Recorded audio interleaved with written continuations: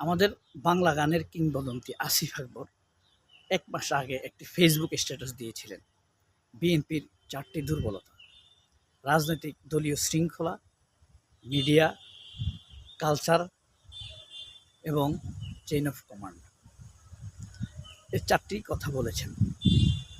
আমি দেখছি ১ মাস পরেও মানুষ তার ফেসবুকে এই স্ট্যাটাসটি স্ক্রিনশট নিয়ে শেয়ার দিচ্ছে। তো আমার কাছে মনে হয়েছে মানুষের মনে ধরেছে যে বিএনপির মধ্যে এই ঘাটতিগুলো রয়েছে। ৪টি বিষয় তাদের ১ নাম্বার, ৪টা মিলেয়া আমার মনে একটা জিনিস এসেছে, তাদের হলো মূলত বুদ্ধিজীবী ক্রাইসিস, ইন্টেলেকচুয়াল লোকের ক্রাইসিস তাদের মধ্যে ব্যাপক। বিএনপির ভিতরে একটা লোক নাই যে চিন্তা করবে যে ২০ বছর পরে বিএনপির অবস্থা কি হবে। বিএনপির লোকেরা শুধুমাত্র ভাবে ক্ষমতায় এসে কে কি করবে, কে আইজি হবে, কে একটা পত্রিকার মাল দখল করবে, একটা টেলিভিশন দখল করবে, একটা ব্যবসা দখল করবে। ক্ষমতা আসলে এই ভাবনা ভাবে তারা, কিন্তু ক্ষমতায় না থাকলে তারা কি করবে এই ভাবনা তাদের মধ্যে নাই। আগামী ২০ বছর ক্ষমতায় থাকুক আর না থাকুক, বিএনপি কেমন হবে, তার কর্মী বাহিনী কেমন হবে, তার টার্গেট কি হবে, এই ভাবনা বিএনপির মধ্যে নাই। এটা হলো একটা ইন্টেলেকচুয়াল ভাবনা। এই ক্রাইসিস আপনি দেখেন, বিএনপির পক্ষে এখন সবচেয়ে বেশি বলে কোন বুদ্ধিজীবীটা, যার বুদ্ধিজীবী কথাবার্তা মানে অ্যাক্টিভ মোটামুটিভাবে, সেটা হলো ফলাউ কর্মা। চিনছেন? নাহারিন, ডক্টর নাহারিন, জাহাঙ্গীরনগর বিশ্ববিদ্যালয়ের টিচার। মানে ফলাউ কর্মা নারীবাদী। এই কথাটা বুঝছেন কিনা একবার এক নজরে বলি, তাহলে বুঝবেন।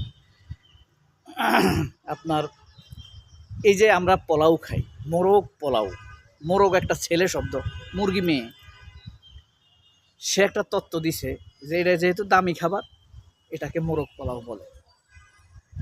এখানে ছেলে মানুষ বানায় রাখছে।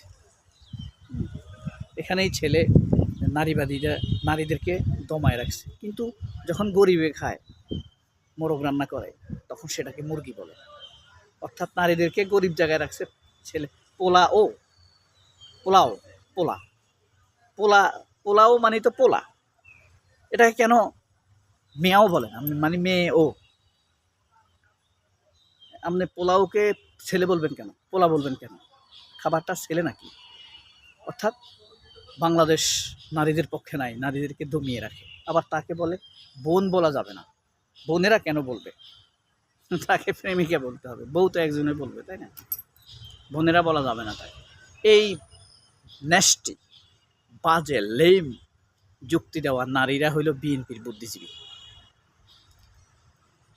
একদিক দিয়ে তাদের যুক্তির কোনো শক্ত অবস্থান নেই, আরেক দিক দিয়ে হলো ইসলামের বিরুদ্ধে অবস্থান করার কারণে তাদের ভিতরে কোনো রকম তাদের পপুলারিটি নেই।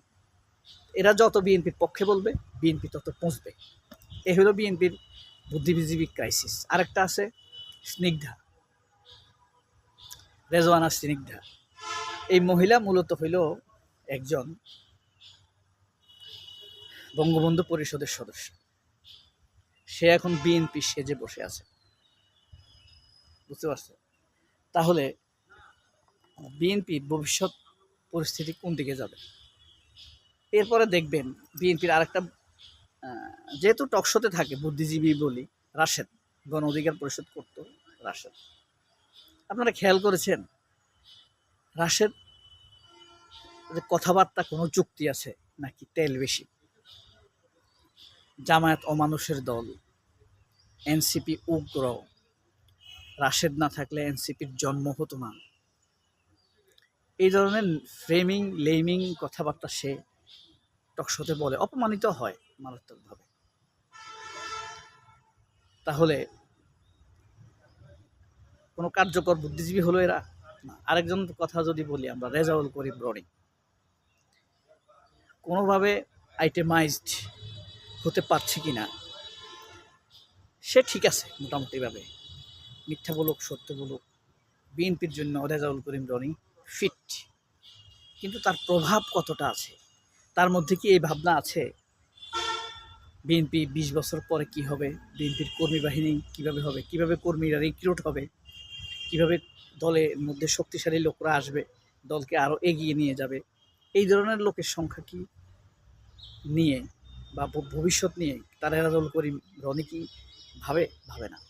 রেজাউল করিম রনি তো দূরে থাক, বিএনপির সাংগঠনিক কেন্দ্রীয় নেতারাও ভাবে না। আর বিএনপির সাংগঠনিকভাবে কেন্দ্রীয় নেতারা এখন মারাত্মক খারাপ পজিশনে রয়েছে। প্রত্যেকটা নেতাকর্মীর ঘরে তাদের স্ত্রীরা সব কেন্দ্রীয় নেতাকে সন্দেহ করে। কেন? কি বিএনপির কেন্দ্রীয় নেতাদের স্ত্রীদের ধারণা বিএনপির নেতারা বিভিন্ন জেলায় যখন সাংগঠনিক সফরে যায় তখন তারা কম বয়সী মনোরঞ্জনের জন্য সুন্দরী মেয়ে খোঁজে, তাহলে স্বাভাবিকভাবে তাদের স্ত্রীদের মনে সন্দেহ জাগবে তাদের স্বামীদের চরিত্র খারাপ, কারণ তারাও বিএনপি নেতাদের বউ, তাদের ঘরে এখন শান্তি নেই। আপনি কিছুদিন পরে দেখবেন অসংখ্য সংসার তাদের ভেঙে গেছে।